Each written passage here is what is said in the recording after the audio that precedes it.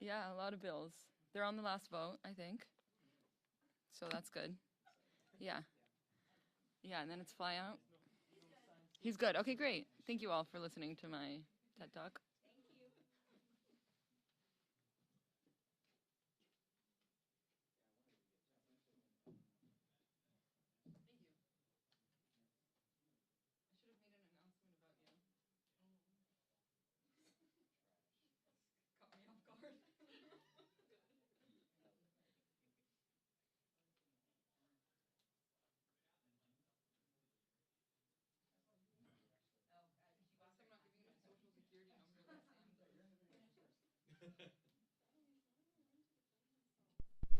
Which is not something that like he needed to do. But she just looked really gone, and of course she was crying too. So like the double. I guess I haven't seen her since she lost the weight that she's lost. But so when she first went in, I thought it was maybe one of the families or victims or accusers, whatever you want to call them. And then it was as when she passed her, she passed me. I was like,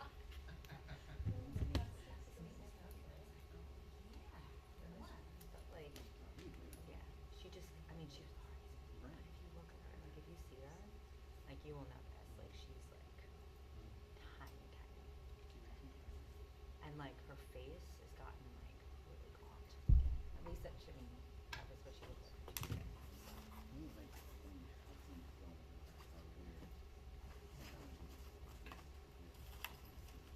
Yeah, well, with me, since she has her own history, I said she thought, I mean, obviously listening to other women talk about it, I can understand it's like the trigger and PTSD, even anyone listening to that kind of stuff, yeah. And I mean, I'm sure most of us, like, so it makes us think of like our family members, like whoever, friends, whatever. So it's been a interesting week for all that. So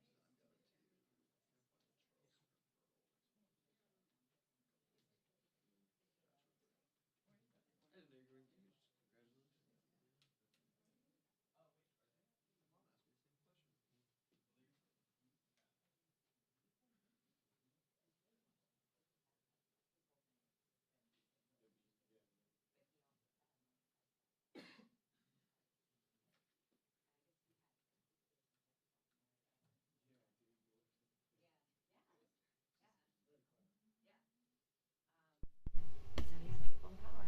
You know, people protect them.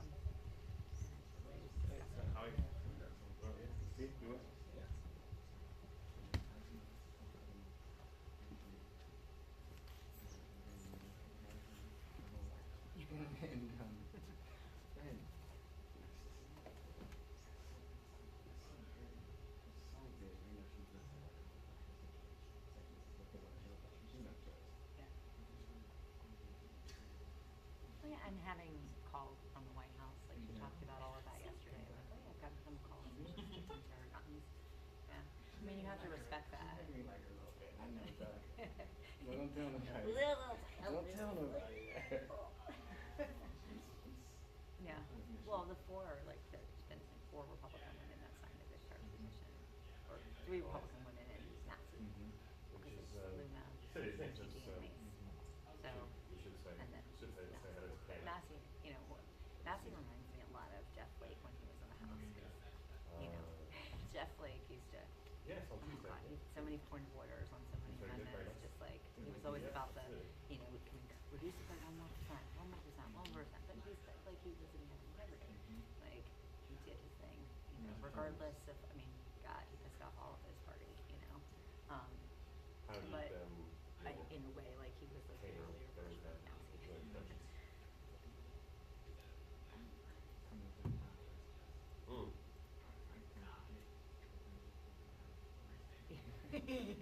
Has it been so long now? Kind of different. Yeah, Like it's funny because like the original Tea Party like having accused of being like Republicans, which is like it's so hilarious to me. So like it's very upbeat. these are the guys that like started this whole like. And on Tuesday, So yeah. Anyway, we'll see. But the House Triangle yesterday for that presser was like, we had my colleague Charlie out there because I was like, someone just needs to go out there. You know, I'm not sure there's much we can do because they did a rally before, and I just knew that the entire rally was going to go over to the Triangle for the presser. So there were like, I mean, I'm sure you saw all the coverage. Like it was ridiculous. Like how many people were at the Triangle. Yeah. Well, and you know, the only thing that we had was like, you know, you're supposed to only use the Triangle for 45 minutes.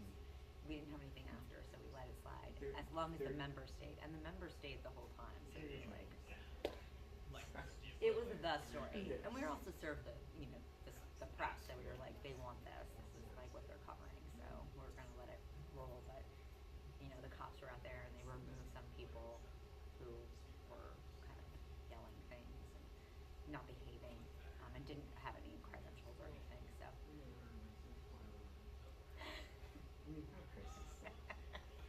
I hate laughing at things he does, but like, come on. That is crazy. Yeah. 5 days, that is, I mean, Yeah. That was like at 11:00ish, right? Like when yeah. He was the like that was on that the point, death I later. mean, I don't know what the word is. Build a sort of long-term planner Yeah. or an intentional under discussion. Well, I'm colleagues. It's just like Your whole party sounds.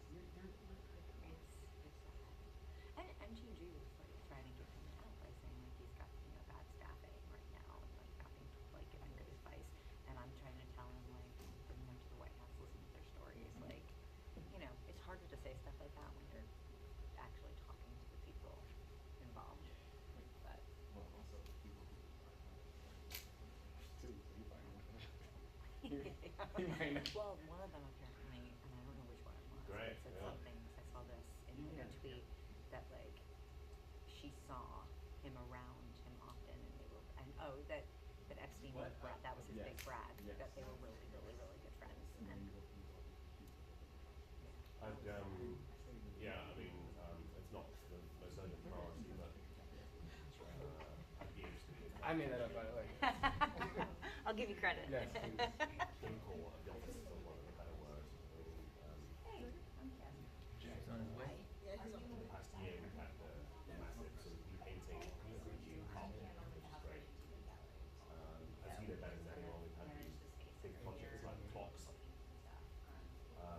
I reshuffled all the books. Yeah, what did you say? Where are you from?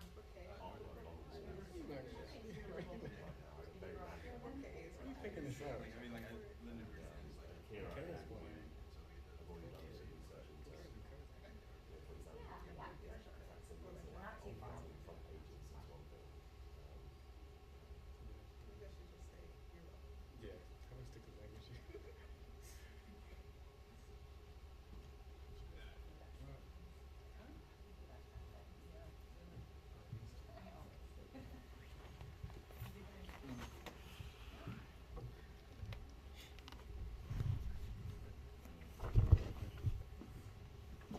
No, I'm good. It's because it's easier.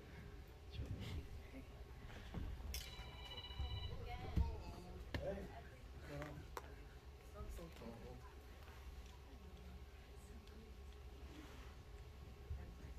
Okay, so I'm sitting in where you sit right now. I don't think this stuff is going to last much longer.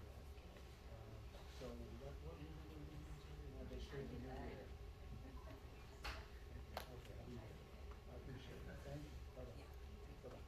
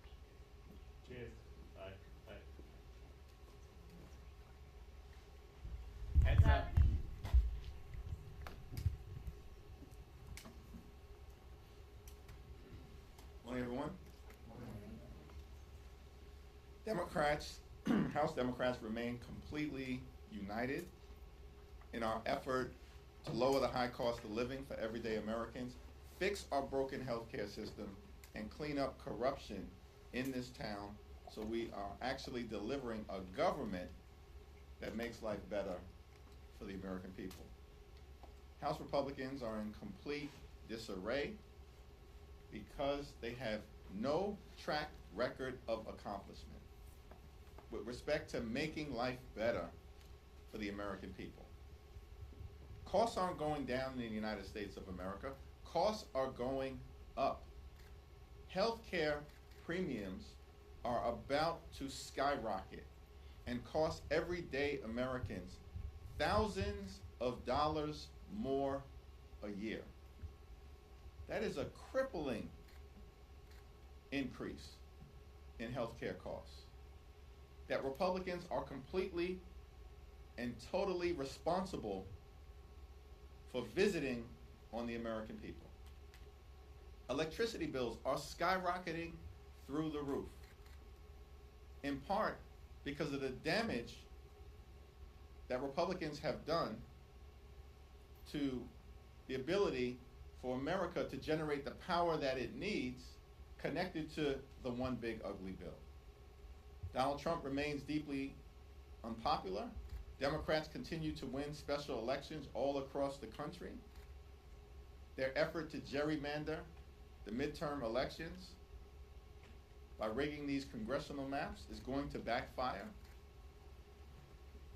And Republicans know that their one big ugly bill is deeply unpopular, so much so that they actually think they can improve the view that the American people have relative to the one big ugly bill by changing the name.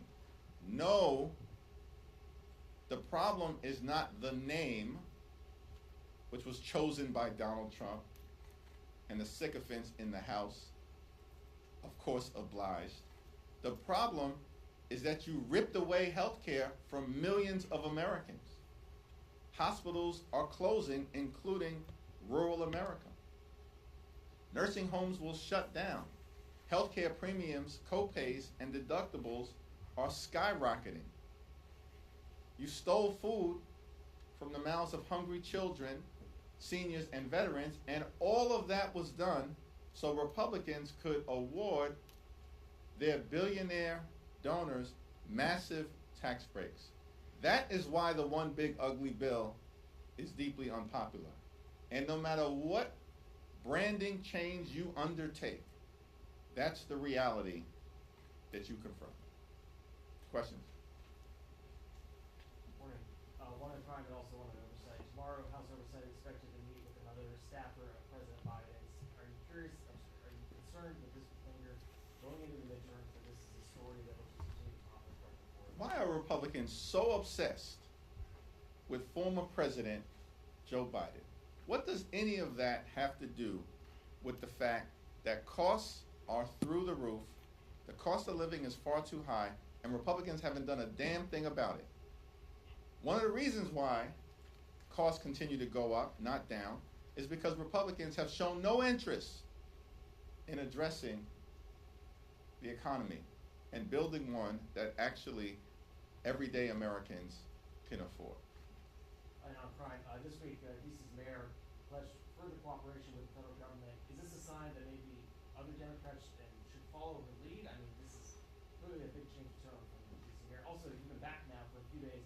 Does DC feel any safer compared to when you guys left recently? I haven't seen a difference one way or the other, but I spent a lot of time in and around the Capitol. One thing I will continue to make clear is that we should support the Metropolitan Police Department, support the Chicago Police Department, support the New York Police Department, and support local law enforcement all across America. And what we should be doing is giving them the ability to do their jobs with the resources they need to continue to protect and serve.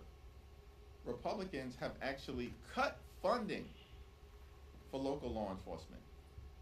What does that have to do with making communities safe? And so we're going to continue to make clear, we're focused on keeping communities safe all across America. And in my humble opinion, the best way to do that is to support local law enforcement, local police departments, and local partnerships between the police and the community. On that subject, the House Oversight Committee, particularly Republicans, are preparing a slate of like 14 or so bills to try and address D.C. One of them is to potentially remove the local attorney general and place a political appointee who will be appointed by the president. How are House Democrats, as you're eyeing this develop, how are you all going to try and either prevent this, stop this, publicly let the public know that this is happening?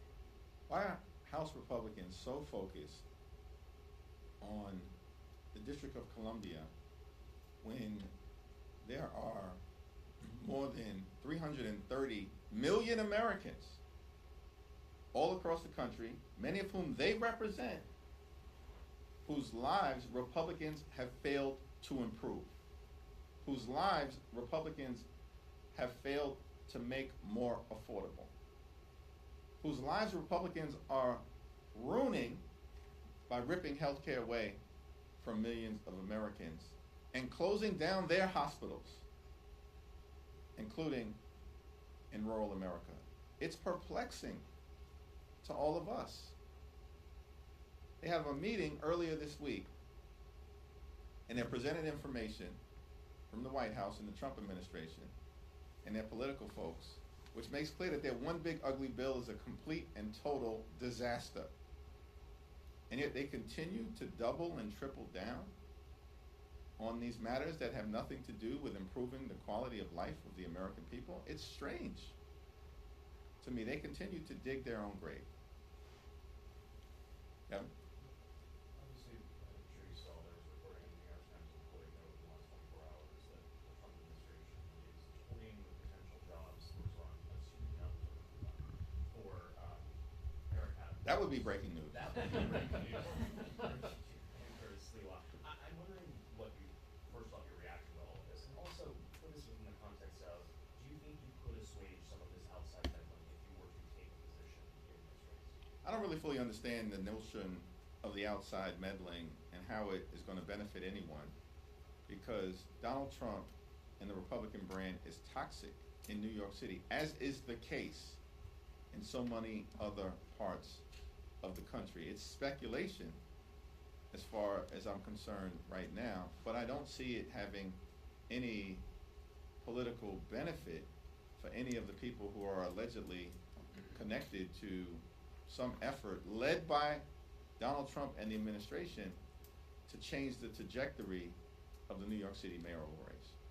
How long until stay tuned is no longer a tease in reality? Stay tuned.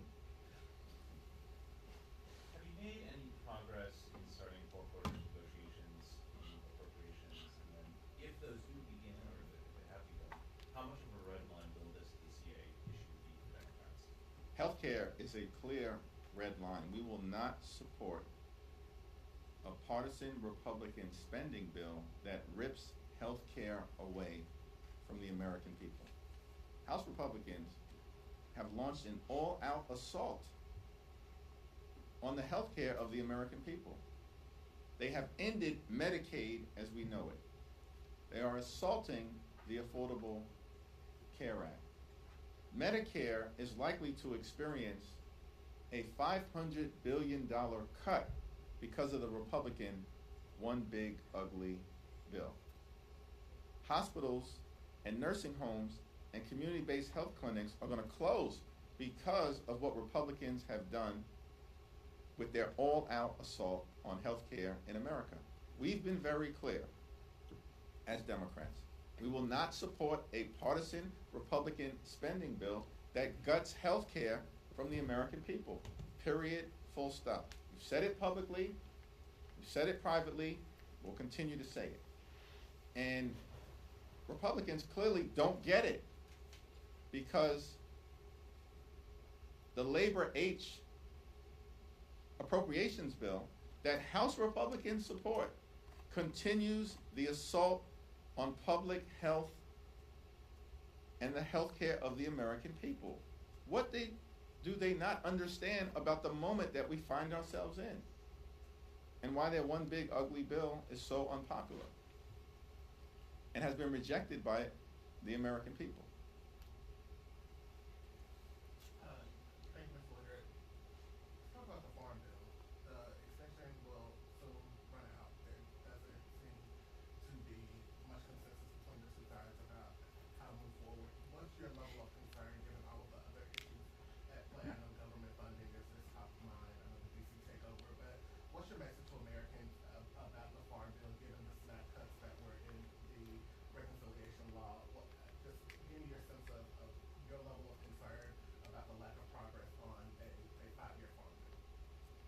Well, extreme MAGA Republicans have made it very difficult to achieve a bipartisan farm bill as a result of including in the one big ugly bill the largest cut to nutritional assistance in American history. That's extraordinary. These Republicans are going to cause people in their own districts to go hungry, including children and seniors and veterans. I have complete and total trust in the Democrats on the Ag Committee, including Ranking Member Angie Craig, and we'll see what House Republicans put on the table, but they have not been acting in good faith. And as a result, they are making life more challenging for the farmers of America, including by creating a difficult situation in terms of trying to arrive at a bipartisan farm bill for the next 5 years. Yep. Thank you, appreciate it. You mentioned you thought redistricting was going to backfire on Republicans. I'm curious, why do you think that? And more broadly, is there a concern that if district lines are constantly changing around the country that might discourage people from running for Congress if they know that this is just so much instability? We need one national redistricting standard to prevent the type of toxic shenanigans that Donald Trump and Republicans are engaging in by trying to gerrymander congressional maps in the middle of the decade to try to rig the midterm elections. That's a Democratic position, and it has always been that. The problem, of course, is that we have Republicans who are trying to play by a different set of rules. And the Democratic position has been, we will not play by a different set of rules. We will continue to forcefully, aggressively, and immediately respond, just as we did in California. Republicans were apparently operating under the misguided notion that we were going to let them get away with trying to rig the midterm elections without a forceful response. They were badly mistaken. And at the end of the day, it's not going to work out well for them. And they will not be able to mathematically rig the midterm elections, which is what their original intention was when this process started. House Republicans know they can't mathematically get to an outcome that will stop us from taking back the majority. We know it. The only person who doesn't seem to know it yet is Donald Trump. When you say backfire, though, are you talking about a voter backlash or just a Democratic response in states like California? Both. There is a clear voter backlash. Even in Texas, this effort is unpopular. And by the way, Republicans took a gerrymandered map in Texas that already violated the Voting Rights Act, and they made it worse. And so what they've done is strengthen our case that the Texas congressional map violates both the 14th Amendment of the United States Constitution and Section 2 of the 1965 Voting Rights Act. And we look forward to the court hearing that is going to take place next month. You said earlier this week that everyone in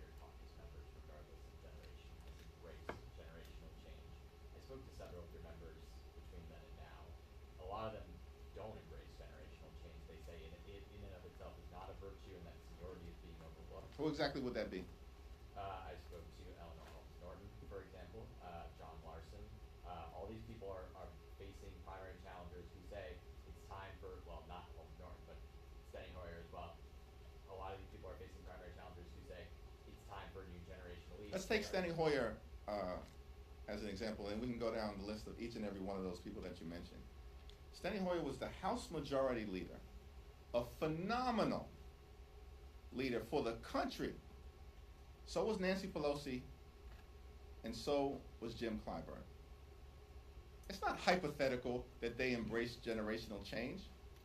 They all decided not to seek re-election to their leadership positions voluntarily, and were very explicit that they were going to open the door for a new generation of Democrats to lead the caucus moving forward. That happened. It's not hypothetical. No one's making that up. That's what's called embracing generational change.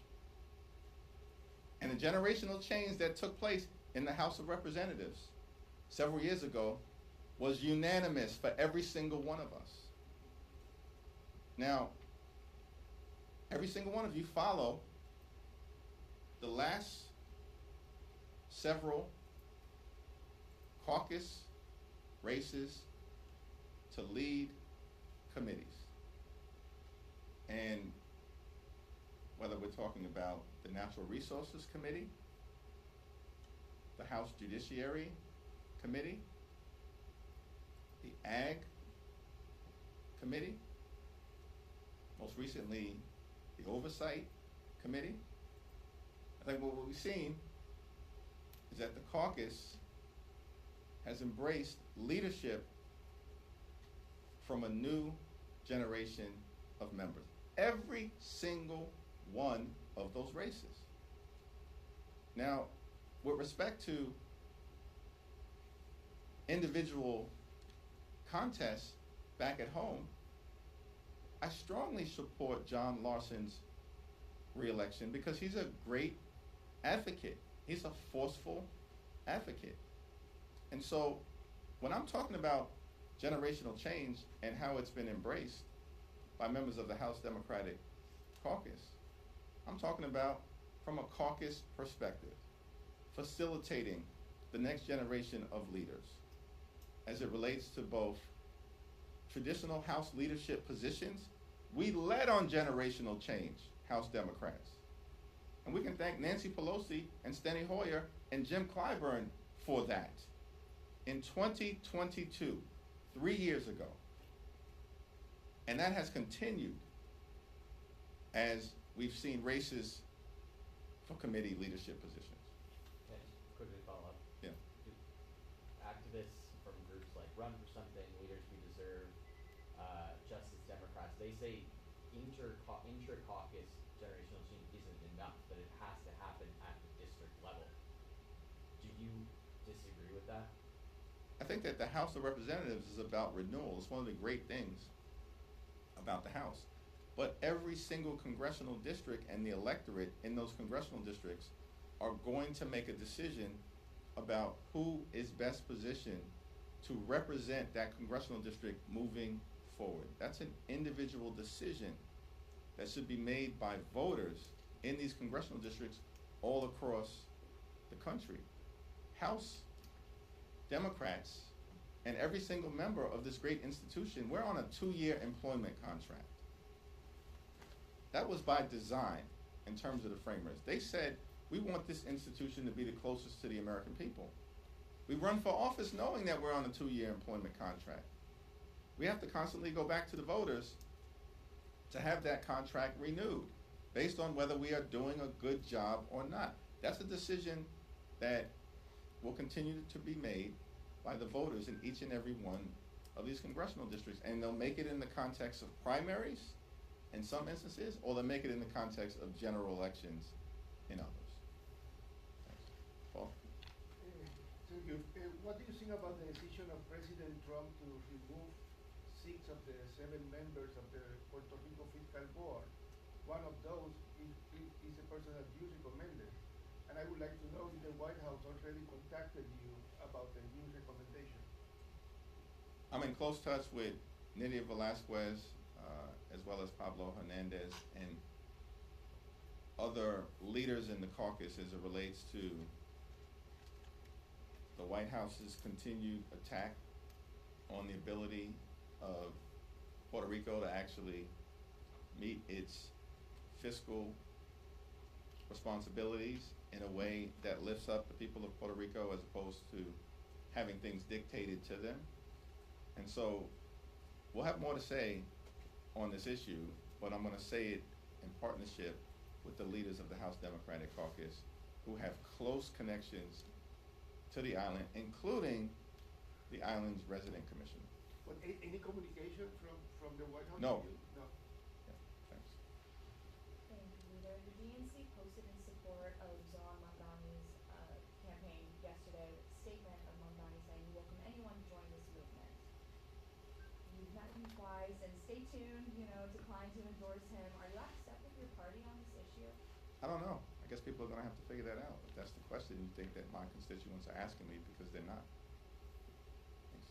A number of Democrats are supporting a congressional stock trading bill that does not apply as of yet to the vice president or the president. And they're saying they, if necessary, would sign on to a discharge petition. Would you ever vote to advance a bill like that that does not cover President Trump? We have to clean up corruption in Washington, D.C. That's in Congress, that's in the Supreme Court, and that's with the administration. In terms of the congressional stock ban, it is clearly something that has to happen. And Democrats have been leading on this effort. In terms of the individual bills, we'll have to have a caucus conversation about what is the best approach and what's achievable. But this is the most corrupt administration in American history. Donald Trump and his administration make Richard Nixon look like a choir boy. And so clearly something is going to have to be done. But figuring out the right legislative vehicle is the subject of a discussion by the caucus. Okay. Back? Oh, thank you. Can I ask about two separate issues? First, are you in favor of the Democrats holding a midterm convention? And then second, have you identified who you want named to a January 6th committee that was approved yesterday? I'm in conversation with Jamie Raskin about the January 6th so-called committee, and we will aggressively and forcefully push back against any effort to try to whitewash what happened on January 6th, where a mob of violent individuals attacked the Capitol as part of an effort to overturn the results of the 2020 presidential election at the direction of Donald Trump. With respect, what was your first question? If you're in favor of a midterm convention? Yeah, no one has talked to me about this idea of a midterm convention, so it's not a proposal that has been subject to any serious discussion at this point. Last question. Yeah, the president is hosting Mark Zuckerberg, Tim Cook, Bill Gates, among other 24 tech CEOs tonight at the White House for dinner at the Rose Garden. I wonder what your reaction to that is.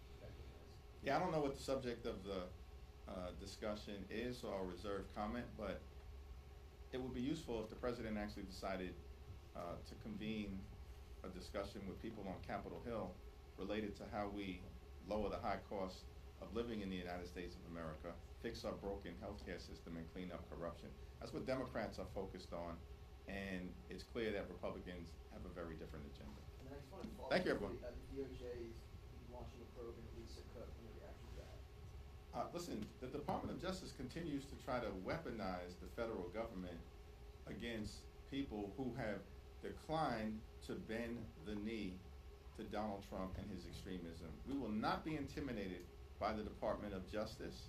We're going to push back forcefully and aggressively and righteously.